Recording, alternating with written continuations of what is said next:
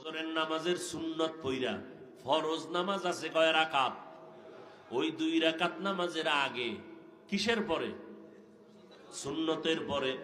ফরজ 2 রাকাতের আগে 41 বার বিসমিল্লাহ সহ আলহামদু সূরাটা পড়বেন। আগে 11 বার দুরূদ শরীফ, শেষে আবার 11 বার দুরূদ শরীফ। 41 বার সূরা ফাতিহা বিসমিল্লাহ সহ। এই 41-এর আগে 11 বার দুরূদ, 41-এর পরে 11 বার দুরূদ পইরা সামনে একটা পানির গ্লাস নিয়ে পানিতে দম করবেন। ওই পানিটা পান করবেন, ঘরের সবাই পান করবে। আল্লাহ কোরআন এই সূরাটাকে সব মুফাসসিরিনে কেরাম বলেন, নবীও বলেন, এই সূরাটা হলো সমস্ত রোগের ঔষধ বলা হয়। অতএব এই আমলটা করবেন ফরজের সুন্নতের পর, ফরজ 2 রাকাতের আগে। কারো যদি অভ্যাস হইয়াই যায় আমল শুরু করে দিবেন। এক পা হঠাৎ করিয়া যদি লাগাতার আমলের হঠাৎ যদি একদিন না পারেন, অর্থাৎ সুন্নতের পরে ফরজের আগে আর পারেন নাই, তাহলে ফরজটা পড়িয়া ওই নামাজের মুসাল্লায় বইয়া আমলটা করে নিবেন। কুল হুয়াল্লাহ সূরা পারেননি? পারেন?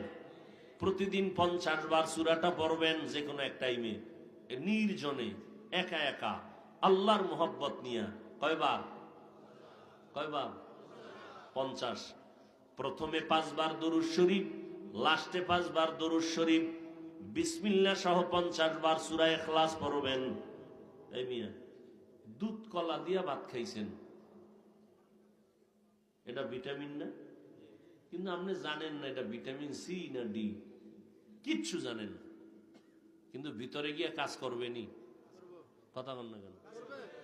আমল করতে থাকবেন, বলে গেছি করবেন। যদি ইয়াকিন আর বিশ্বাসের সাথে মহব্বতে করেন, ভেতরে কাজ চলতে থাকবে। 50 বার সূরা ইখলাস, ইন্না তাইনা পারেননি? পারেন? প্রতিদিন ফজরের পরে পারলে পড়বেন 41 বার। কয়বার? আগে 11 বার দরুদ শরীফ, 41-এর পরে 11 বার দরুদ শরীফ। প্রত্যেকবার সূরাটার শুরুতে বিসমিল্লাহ সহ পড়বেন। ছোট আমল, কিন্তু ফলাফল অনেক বড়। জীবনে আল্লাহ যদি জিগায় কোন আমল করছেননি, কি জবাব দিবেন আল্লাহর আদালতে?